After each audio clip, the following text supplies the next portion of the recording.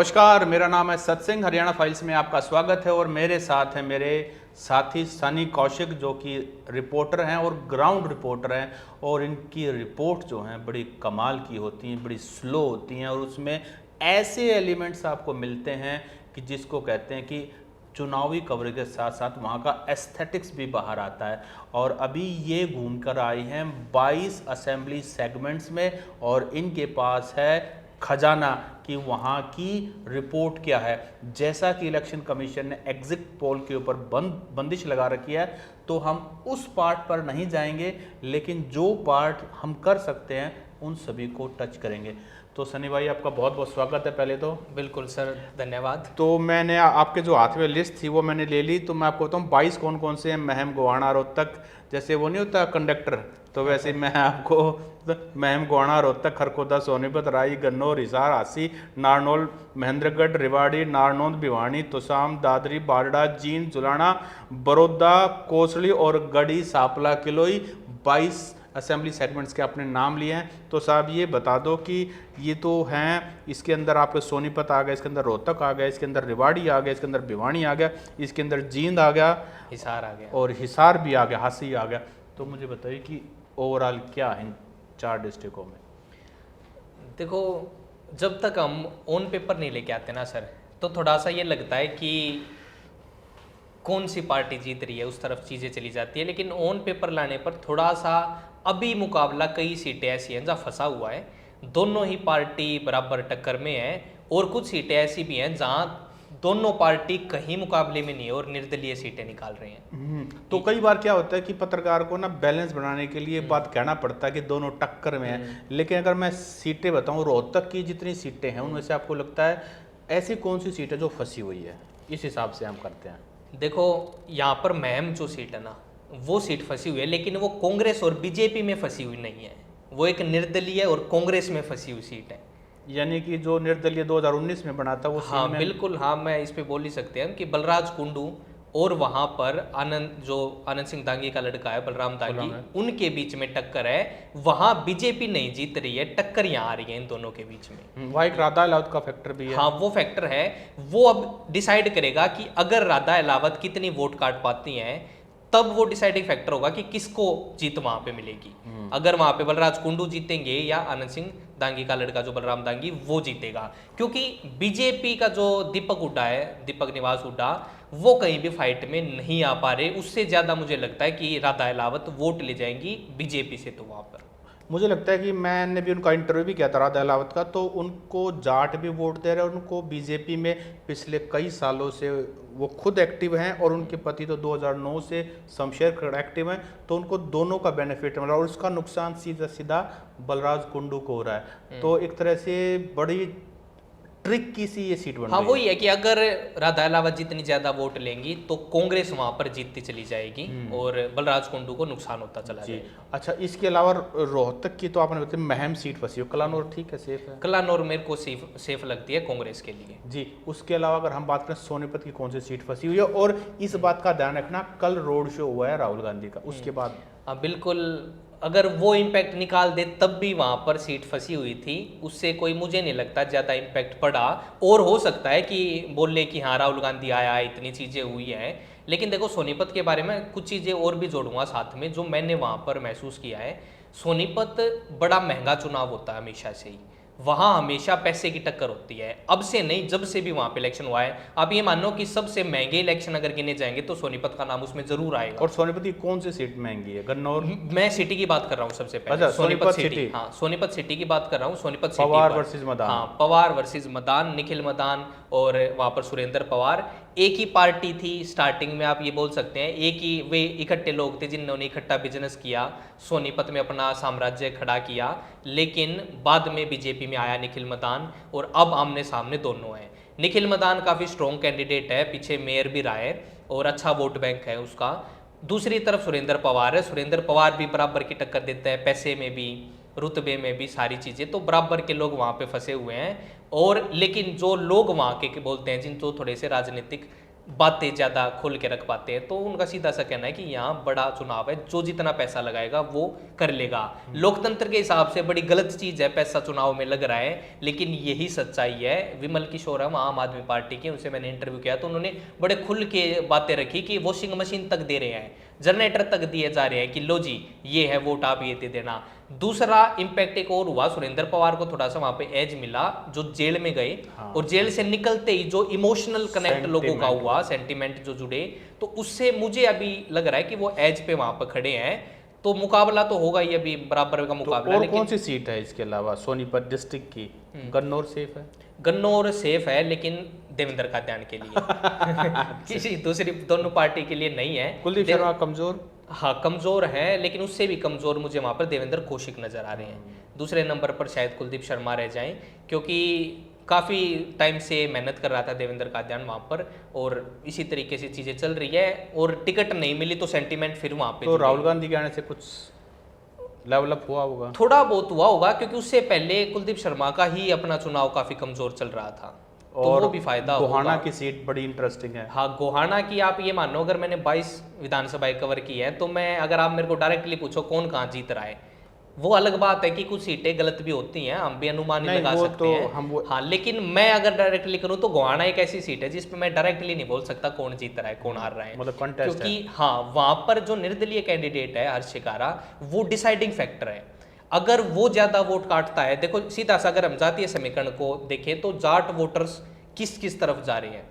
अगर वो जगबीर मलिक की तरफ सारे के सारे उतर रहे हैं तो जगबीर मलिक वहां से जीत रहे हैं और कांग्रेस वहां से जीत जाएगी। लेकिन हर्ष शिकारा कितनी वोट तोड़ता है और वो जाटों की कितनी वोट तोड़ पाता है और अदर कास्ट की कितनी, डेंट वहां पर लगेगा कांग्रेस को। और इस चक्कर में बीजेपी के अरविंद शर्मा उस सीट को निकाल सकते हैं। लेकिन हर्ष उनका खुद का शिकारा विरोध करें। भी बहुत है अरविंद शर्मा का। विरोध था, लेकिन अभी वो मेरे को कम लग रहा है। देखो भीतरघात वहां भी हुआ है, योगेश्वर दत्त ने खुल के, मतलब उसके ही सपोर्टरों ने कहा कि हम यहाँ हाँ। पुतले फूके गए। उसके बाद उमेश शर्मा ने भी वहां पर खुलकर कहा कि अरविंद शर्मा यहाँ कैसे आ गया। लेकिन उसके बावजूद मुझे लग रहा है, क्योंकि एंटी इनकम्बेंसी वहां पर जगबीर मलिक की भी काफी है, 5 बार के विधायक है, इसके बावजूद लोग ये बोलते हैं कि इन्होंने कुछ करवाया नहीं हमारे लिए। तो कनेक्ट भी नहीं है, हाँ क्योंकि कनेक्ट बुजुर्ग भी ज्यादा नहीं हो है, गए। बुजुर्ग हो गए, अब नहीं है, पहले तो ठीक थे, तब भी लोगों के साथ कोई ज्यादा कनेक्शन नहीं हुआ। तो वहां हर शिकारा डिसाइड करवा देगा कि किस में है। अगर वो 5-7 हजार वोट अभी ले रहा है, उससे ऊपर जाती है तो नुकसान होगा, तो अरविंद शर्मा भी निकाल सकते हैं। या बड़ौदा, फिर बड़ौदा बताएं, बड़ौदा सेफ है? बड़ौदा सेफ है, जिस भी तरफ है हाँ बड़ौदा सेफ बड़ौदा है। सेफ है। और हिसार डिस्ट्रिक्ट में बताएं आप। हिसार भी बिल्कुल ऐसी गन्नौर जैसी सीट है, सावित्री जिंदल वहाँ से एज पे लग रही है और निकाली जाएंगी सिटी की, जब हम बात कर रहे हैं तो हिसार भी उनके लिए सेफ है। और तो टक्कर में नहीं है, बीजेपी की सिचुएशन काफ़ी ख़राब है, कमल गुप्ता वहाँ से है, मंत्री रहे तब भी लोग ये कह रहे हैं कुछ काम नहीं करवाया, मंत्री पद भी था इनके पास, एंटी इनकम्बेंसी है बीजेपी की, उसका भी होगा नुकसान होगा। वो भी सीट सावित्री जिंदल, वो सावित्री जिंदल का हम ये माने कि एज है, एज है बिल्कुल। बाकी तो वोटिंग होगी, फिर परिणाम आएंगे। और इसके अलावा हास्य की सीट?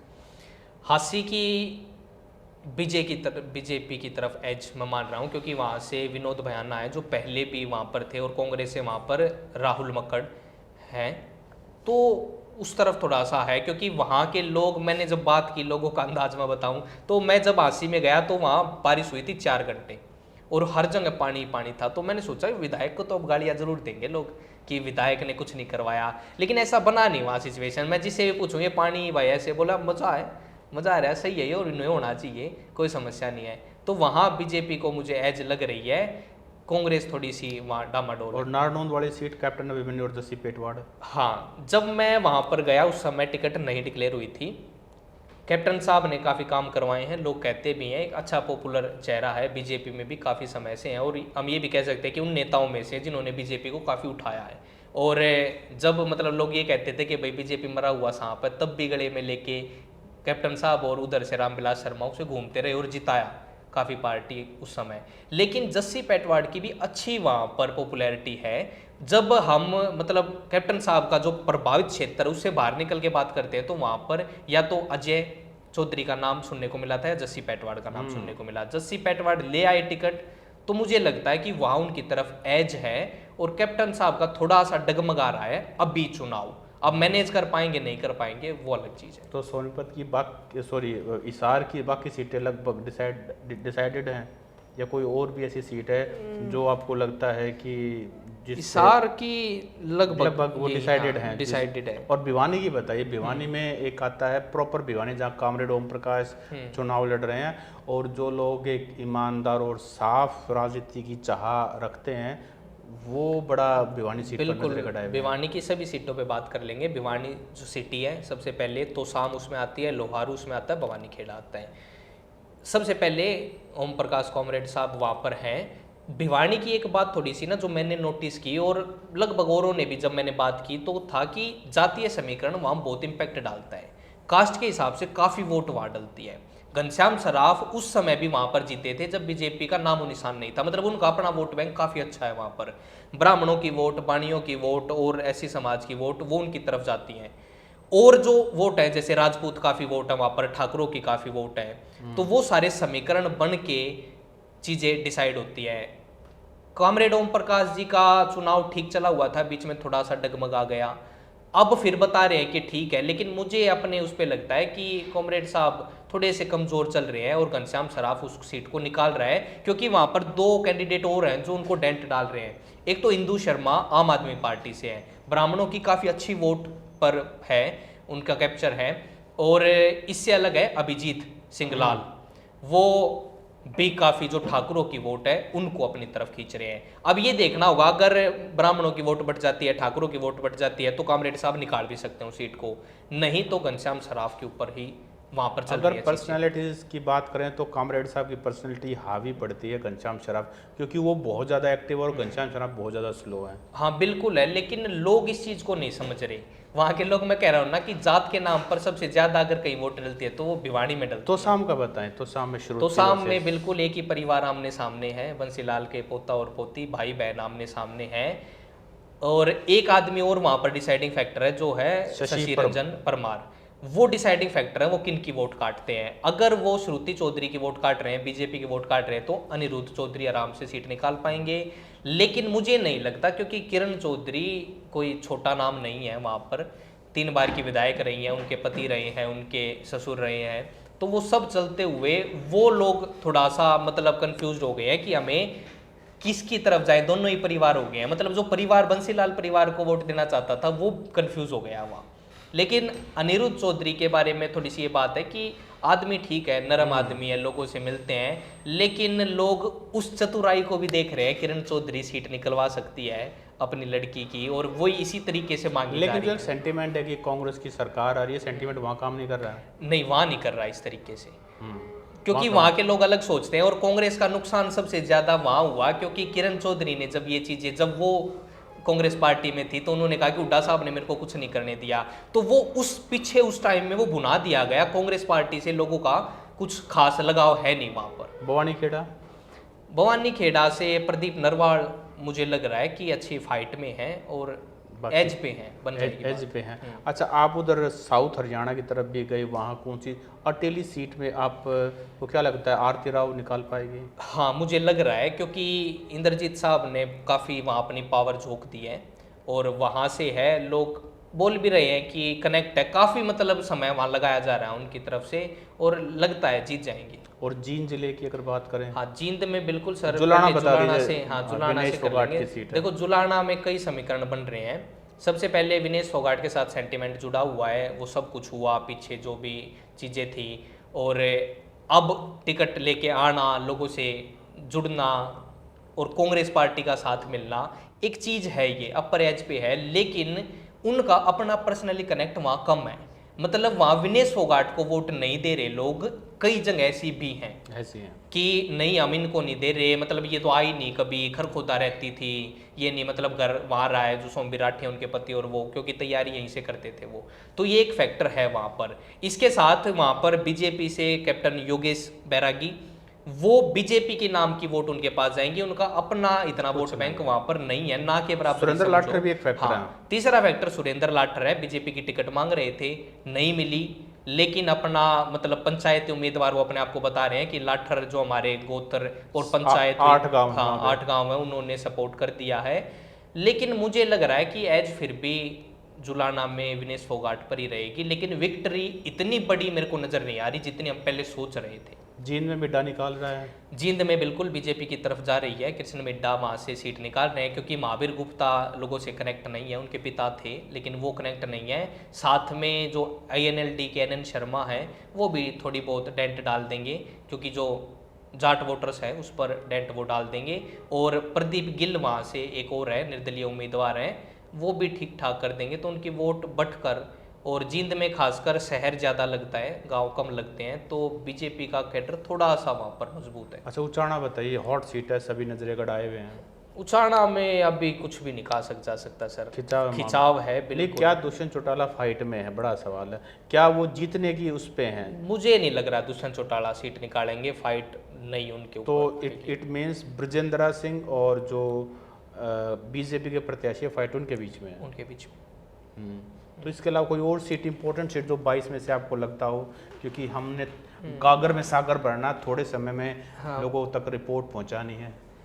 बिल्कुल, ये रेवाड़ी की हम बात कर सकते हाँ, हैं। रेवाड़ी सीट है, अच्छा मतलब वो चिरंजीव राव वहाँ से हैं, कैप्टन अजय यादव के लड़के हैं, उनका अपना रुतबा है कैप्टन साहब का वहाँ। दूसरी तरफ राव इंद्रजीत का भी काफ़ी प्रभाव रहता है हीरवाल पर, लेकिन वो अपनी टिकट उनको नहीं दिलवा पाए। जैसे वहाँ पे प्रशांत सन्नी यादव हैं कैंडिडेट निर्दलीय, वो आ गए हैं, वो कितना डेंट डाल रहे हैं ये चीज़ है। दूसरा, एक बीजेपी वहाँ पर कमजोरी इसलिए नजर आती है क्योंकि लक्ष्मण यादव जो है कोसली के विधायक थे, कोसली से वहाँ चले गए, टिकट दे दी, तो लोगों में ये बीच में मतलब दिमाग में बैठ गया है कि ऐसा होता तो वही ना जीत लेता, तो इसका नुकसान होगा। दूसरा, सन्नी यादव अच्छा वोट बैंक वहाँ रखते हैं, वो काटेंगे बीजेपी की टिकट वोट सारी, और चिरंजीव राव जो है वो उस सीट को निकाल रहे हैं। मेरे को कांग्रेस के लिए काफी सेफ लग रहा है। हाँ बिल्कुल। और कोई सीट आपको लगता हो जो सबसे इंटरेस्टिंग सीट इसमें से लगती हो आपको, जो आपने कवर किया?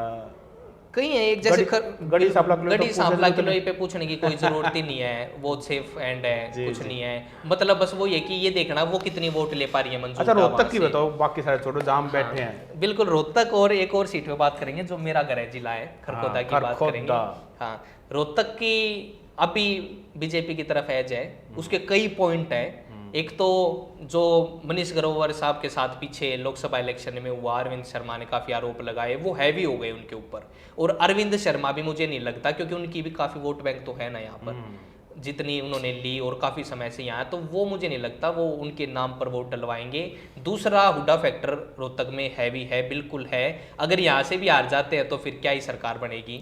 जिस बात को नैरेटिव फैलाया जा रहा है वो फिर लोगों के बीच में नहीं आएगा, तो सेफ सीट भी बत्रा की तरफ तो जा रही। ये उसी तरह से बात हो जाएगी जैसे बीजेपी कई जगह जीत, अयोध्या हार गई, तो वो उसी तरह ये हो सकता है, लेकिन लग नहीं रहा। नहीं, चलो खैर, ये तो है। अच्छा, आपकी गृह जिला जो है और उसमें खरगोदा सीट क्या कहते हैं? बिल्कुल, देखो सर, जितनी भी 17 रिजर्व सीट है हरियाणा में, तो जब भी रिजर्व सीट की बात करते हैं तो कोई खास ऐसी बात आती नहीं कि यहाँ सीट फंसेंगी, बड़ी क्लियर सी सीट नजर आती है। लेकिन खरगोदा में ऐसा नहीं है।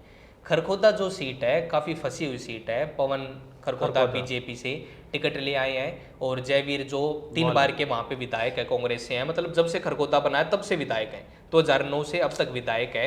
मैं बड़ी बात कही हर चैनल पे या अपने चैनल पे मैंने कही है, जब खरगोदा का मैंने कवर किया, अगर वहाँ चुनाव जयवीर वर्सेस पवन हो रहा है तो वहाँ से पवन जीत रहा है, अगर वहां पे बीजेपी वर्सेस कांग्रेस हो रहा है तो वहां से कांग्रेस जीत रही है। अब ये पवन के ऊपर है और जयवीर के ऊपर है कि वो इस चुनाव को कैसे बुना पाते हैं। अगर पवन अपना वर्सेस जयवीर नाम पे कर देता है, फेस चेहरे पे, कैंडिडेट के चेहरे पे करता है, तो पवन को हराने वाला वहां पे कोई नहीं है, क्योंकि एंटी इनकम्बेंसी जयवीर की बहुत ज्यादा है। वहां पर 3 बार से विधायक है, कुछ काम नहीं हुआ, तो उस पे सारा चुनाव जाएगा। लेकिन एक चीज मैं कह सकता हूं कि वहां बहुत कम मार्जिन से जीत और हार होगी। मैं तो ये भी कहता हूं कि 1000 के अंदर भी आ सकती है, कि जो भी जीते या हारे, कि 1000 वोटों के अंदर ही सिमटे कि कौन जीता कौन हारा। जी, तो ये था हमारा 22 असेंबली सेगमेंट का एनालिसिस, और ये एनालिसिस था बेस्ड सनी कौशिक ने जो ग्राउंड रिपोर्ट किए पिछले 20-25 दिनों में, उसके बेस पर ये था। आपको हमारा ये वीडियो कैसा लगा आप कमेंट करके बताओ, और आपके पास अगर कोई भी लेटेस्ट इनपुट है वो भी कमेंट करके जरूर बताओ। जिन साथियों ने अभी तक सब्सक्राइब नहीं किया, सब्सक्राइब कर लीजिए। सनी भाई, अपने समय के लिए बहुत बहुत धन्यवाद।